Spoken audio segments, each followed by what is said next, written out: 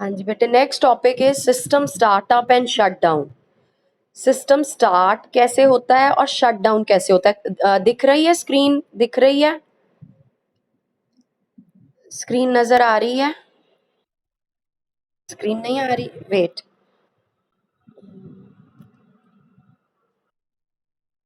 अच्छा, अभी students join कर रहे हैं, रुको। हाँ, मैंने ऐड कर लिया, 2 स्टूडेंट्स ज्वाइन कर रहे थे तभी फिर स्क्रीन चली गई होगी। ठीक है बेटे, कर लिया स्टार्ट।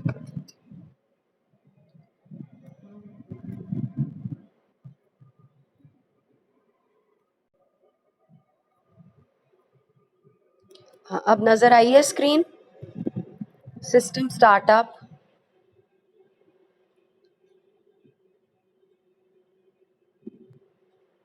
हाँ जी गर्ल्स, आवाज आ रही है मेरी? हाँ, स्क्रीन नजर आ रही है? ठीक है। So next topic is system startup and shutdown. Yesterday we had done init, system initialization. Initialization means startup, start karna. So the topics are similar. The only things that will change is kernel levels and init process. Will not discuss init in detail. Init नहीं detail में discuss करेंगे, पर system startup पे क्या क्या होता है वही चीजें करनी है। सो कल वाला टॉपिक और आज वाला ऑलमोस्ट सिमिलर टॉपिक्स हैं। 2 चीजें करनी है आप, स्टार्टअप कैसे होता है सिस्टम और शट डाउन कैसे होता है। लिनक्स में अगर हम पावर ऑन करते हैं जैसे ही, तो हमें चॉइस मिलती है कि हम सिंगल यूजर मोड में काम करेंगे या मल्टीपल यूजर मोड में। जैसे कल हमने कहा था कि हम ऑपरेटिंग सिस्टम सिलेक्ट कर सकते हैं, ये भी बात की थी कि हम कर्नल सिलेक्ट कर सकते हैं। उसी में एक ऑप्शन आता है कि whether we want to go for single mode और multiple user mode. I hope these 2 words are clear to you. Single mode means single user can use the system, no other user can use the system, there is only one user. Multiple user means more than one user can use the system. Since more than one user can use the system, the working will be different, working environment will be different. So Linux on power up gives us a choice कि हम कौन से user mode में जाएं, single mode में या multi user mode में। ज्यादातर मल्टी यूजर में ही आजकल यूज किया जाता है, सिंगल यूजर में रेयरली यूज किया जाता है, और तब यूज किया जाता है जब कोई प्रॉब्लम्स आ जाती हैं, ट्रबल शूटिंग करनी हो, एडमिनिस्ट्रेटर ने कोई चीजें सेटिंग्स चेंज करनी हो, उस केस में हम सिंगल यूजर मोड में जाते हैं ताकि कोई और चीजें हमें ओपन नहीं करनी पड़े, बिकॉज दोनों का एनवायरनमेंट डिफरेंट होगा।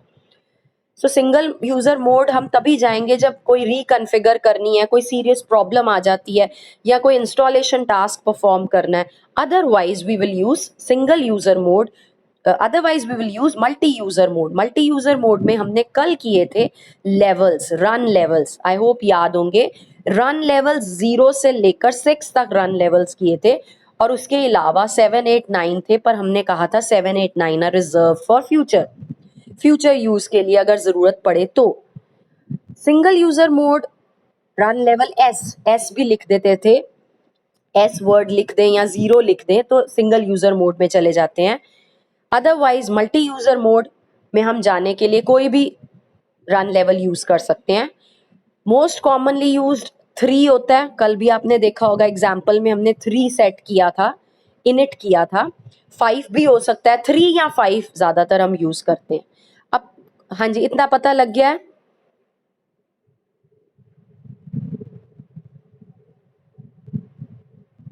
बेटे इतना समझ आ गया, राइट।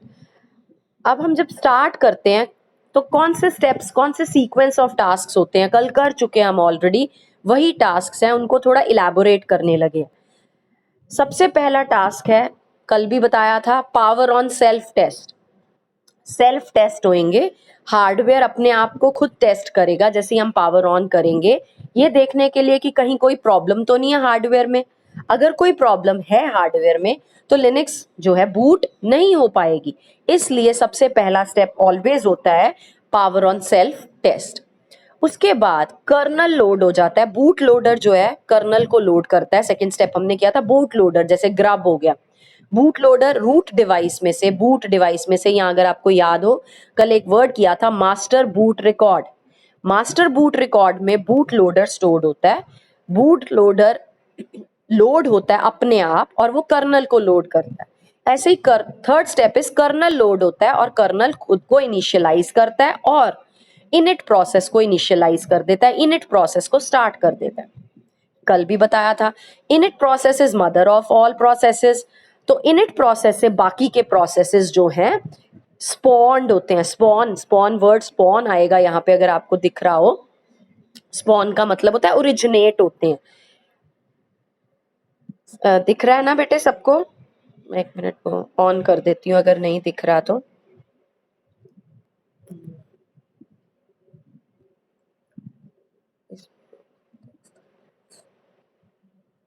हाँ जी, स्पॉन का मतलब समझ आ गया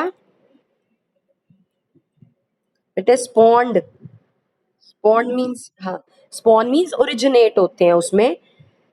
उसके बाद इनिट ये नया करने लगे हैं। यहाँ तक हमने कल इनिट क्या किया था क्योंकि हमारा कल टॉपिक था सिस्टम इनिशियलाइजेशन। तो इनिशियलाइजेशन कैसे होती है उसको डिस्कस किया था, वहीं पे रुक गए थे।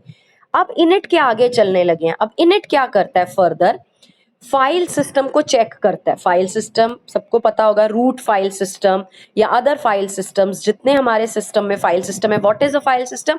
It is a group of या hierarchy of files and directories, जिसमें सबसे ऊपर रूट डायरेक्टरी आती है, फिर सब डायरेक्टरीज आती हैं, फिर फर्दर सब डायरेक्टरीज या फाइल्स आती हैं। इनिट उनको चेक करता है कि उनमें तो नहीं कोई प्रॉब्लम है, उनमें तो नहीं कोई एरर है। एक तरह से सॉफ्टवेयर चेक हो रहा है। और उसके लिए जो कमांड यूज होती है FSCK। FS stands for file system, CK stands for check। So file system check किया जाता है इनिट कमांड के साथ। इनिट जो है आगे चेक करता है। उसके बाद इनिट प्रोसेस जो है फर्दर बूट स्क्रिप्ट एग्जीक्यूट करता है। जो कल हमने बूट स्क्रिप्ट लिखी थी, स्क्रिप्ट आपको याद होगी कल लिखी थी, जिसमें फॉर्मेट इनिट का कराया था और एग्जाम्पल भी करवाया था, जिसमें हमने सबसे पहले सिस्टम का आईडी कहा था, प्रोसेस का आईडी जिसको कहते हैं, कोलन लगाया था, देन रन लेवल लिखा था, देन कोलन लगाया था, देन एक्शन लिखा था, देन कोलन लगाया था, देन कमांड लिखी थी। आई होप याद होगा। सो वो बूट स्क्रिप्ट एक बनी होती है। इनिट प्रोसेस उसको एग्जीक्यूट करता है। फिर init process further process spawn करता है, ओरिजिनेट करता है टर्मिनल्स को चेक करने के लिए। Now what are terminals? होता क्या है लिनक्स में, अगर हम मल्टी यूजर में काम कर रहे हैं तो मल्टीपल टर्मिनल्स भी हो सकते हैं। टर्मिनल्स का मतलब होता है कि एक सिस्टम के साथ 3-4 और सिस्टम्स जुड़े हुए हैं, लेकिन बाकी के जो सिस्टम्स हैं उनके पास अपना सीपीयू नहीं है, उनके पास सिर्फ कीबोर्ड और मॉनिटर है। तो जिनके पास, जिन सिस्टम्स का सिर्फ कीबोर्ड और मॉनिटर यूज हो, सीपीयू ना यूज हो, उनको टर्मिनल्स कहते हैं। सो इनिट प्रोसेस उन टर्मिनल्स को चेक करता है। टर्मिनल्स को चेक करने के लिए कमांड यूज होती है get T Y. Get T Y, get T Y stands for get terminal type. हर एक टर्मिनल की टाइप लॉन्च होती है, स्टार्ट होती है, चेक होती है। और टर्मिनल टाइप्स कहाँ स्टोर्ड होते हैं? ईटीसी डायरेक्टरी में, TTY टैब नाम की फाइल में। ETC is a directory, configuration की सेटिंग्स चेक करनी है, so ETC directory. TTY stands for terminal type and tab stands for table. So एक टेबल की टैबुलर फॉर्म में सारा डेटा स्टोर्ड होता है। इसके बारे में मैंने कल ज्यादा डिस्कस नहीं किया था। कल भी स्क्रिप्ट में आपने देखा होगा लास्ट में 6 लाइनें गेट TTY की थी, जिसमें 0 1 2 3 4 5 6 सारे रन लेवल्स लगाए थे। गेट TTY लिखा था। Get TTY is simply for checking all the terminals. So we have checked hardware, we don't have checked hardware, system itself has checked hardware, then init has checked file system, then init has checked terminals। init terminals को check करता है ताकि ये देख सके कि communication सही होगी। टर्मिनल्स की data transfer baud rate check करता है। Baud rate means data transfer एक सिस्टम से दूसरे टर्मिनल तक ठीक पहुंचेगा। सिस्टम वर्ड मैं यूज कर रही हूँ तो मतलब है कि उसके पास अपना सीपीयू है। टर्मिनल वर्ड यूज कर रही हूँ तो इसका मतलब उसका सीपीयू यूज नहीं हो रहा। सो गेट टी वाई जो प्रोसेस है वो रिस्पॉन्सिबल होता है further log in screen show करने के लिए, क्योंकि टर्मिनल है, टर्मिनल मतलब स्क्रीन शो करना। और लिनक्स में बड़े मजेदार बात यह है कि हम एक से ज्यादा टर्मिनल्स ओपन कर सकते हैं, जो कि एक ही सिस्टम में भी हो सकते हैं और अलग अलग टर्मिनल्स लगे भी हो सकते हैं। कहने का मतलब कि एक सिस्टम के पास आप 7-10 मॉनिटर्स भी जोड़ सकते हो, या एक ही सिस्टम में 10 टर्मिनल्स खोल सकते हो। एक ही कंप्यूटर पे भी अलग अलग विंडोज खोल सकते हो, और हर यूजर अलग अलग विंडो पे अपना काम कर सकता है, इसलिए इनको कहते हैं टर्मिनल्स। और टर्मिनल से हमें लॉगिन हमारा शुरू होता है। टर्मिनल जैसे ही हमारा गेट टी वाई टर्मिनल को चेक कर लेता है तो हमारी लॉगिन स्क्रीन आ जाती है, जिसमें वह हमें यूजर नेम और पासवर्ड पूछता है। अगर वो करेक्ट हो तो हम फर्दर काम कर सकते हैं।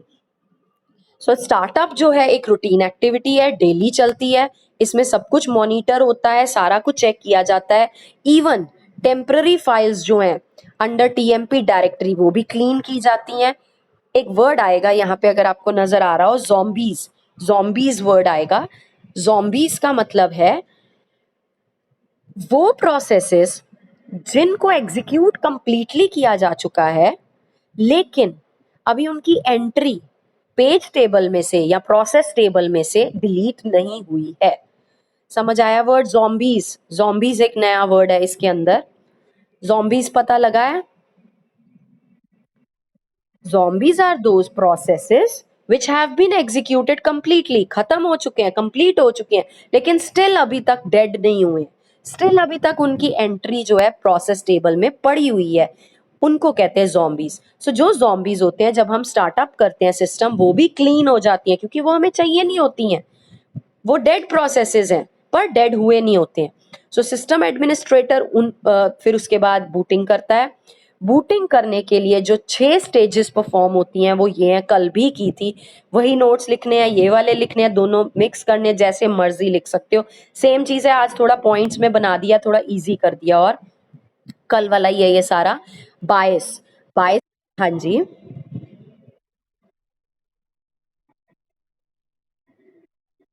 बेटे उनको बोलो टाइम पे किया करें, इतनी लेट करते हैं ना फिर लेक्चर।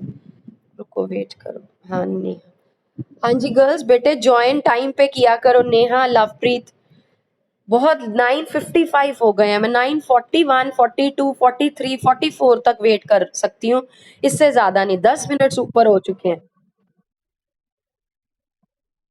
हाँ जी, आगे देखो।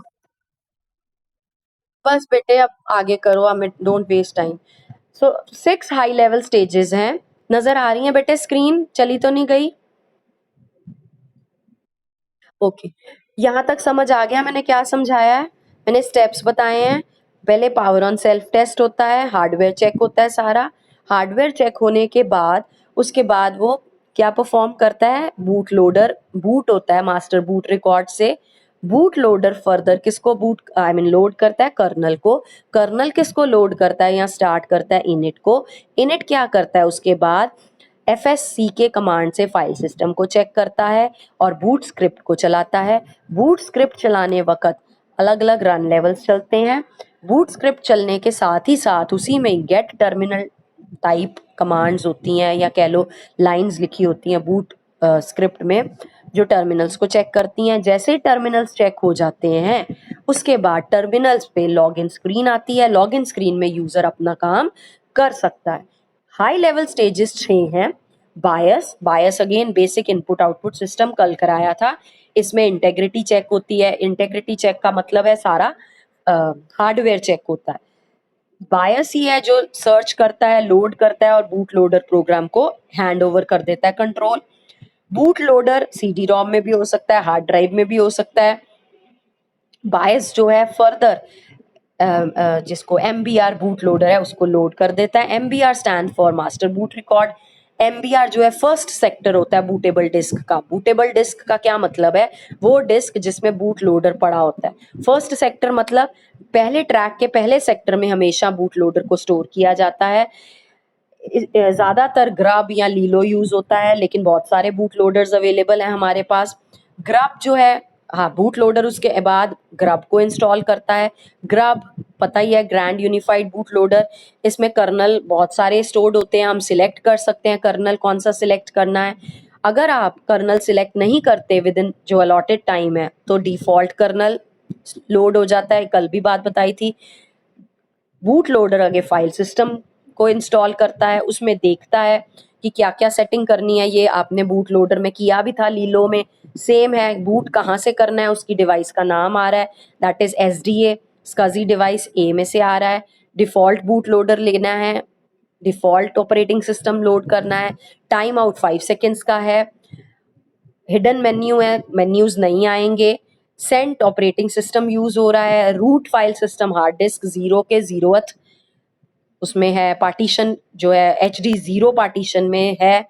कर्नल फाइल जो है VM लाइन Z है, उसका वर्जन 2.6 है। लेबल उसका कोई नहीं रखा हुआ। Init RD is for initial RAM disc, जिसमें रैम इनिशियल स्टोर्ड है। Is it clear? इतना समझ आ जाएगा? ये अगर आपको नहीं भी याद हो, ये जो एग्जाम्पल है ग्रब का, छोड़ भी सकते हो क्योंकि काफी लेंथ बन जानी है। कुछ बीच में से छूट भी जाए आपकी लाइंस, कोई फर्क नहीं पड़ेगा, मैंने इतना बना दिया आपको। हाँ जी, समझ आ गया इतना? करूं आगे? हाँ, कल वाला ये ऑलमोस्ट। कर्नल, अब कर्नल क्या करता है? रूट फाइल सिस्टम को माउंट करता है, स्टार्ट करता है, लॉन्च करता है। जो आपने रूट में बताया वहां पे रूट फाइल सिस्टम होता है। रूट इज इक्वल टू में बताते हैं कि वो कहाँ होता है। जैसे इसमें रूट HD00 लिखा, इक्वल टू नहीं लिखा, ब्रैकेट्स लिख दिए, एक ही बात है।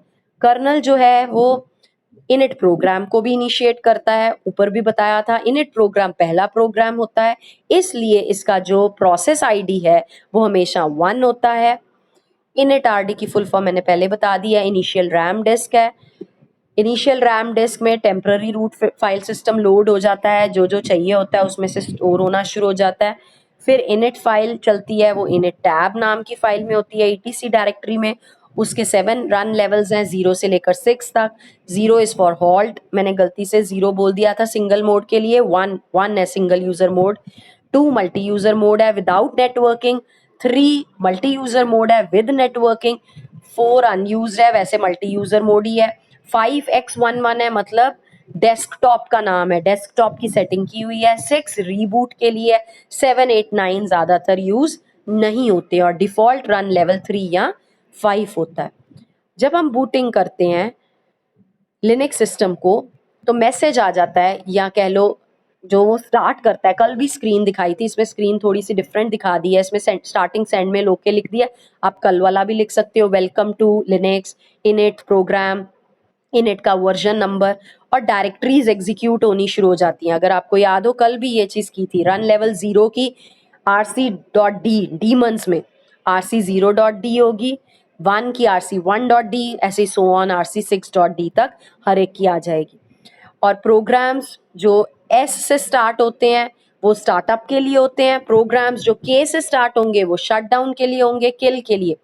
ये चीज हमने नहीं की है, ये आगे करनी है, अगले टॉपिक्स में करेंगे कि प्रोग्राम्स या प्रोसेसेस के नाम S से शुरू होते हैं वो स्टार्टअप के लिए हैं, कुछ किल करने के लिए। ये चाहे पैराग्राफ छोड़ भी सकते हो, ये एक्स्ट्रा डिटेल्स लिखी हैं, बस यहाँ तक रन लेवल्स तक लिख सकते हो। हाँ जी, बताओ system startup, is it clear? System startup clear हो गया है?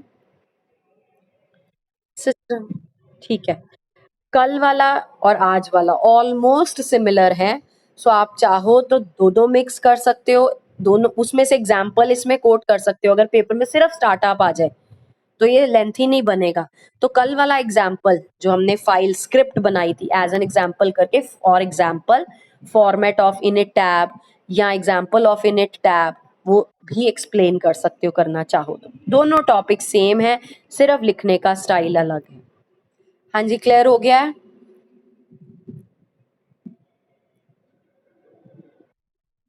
ठीक है, मैं शट डाउन कराने लगी हूँ। नेक्स्ट करा दूँ कि इतना ही करना है?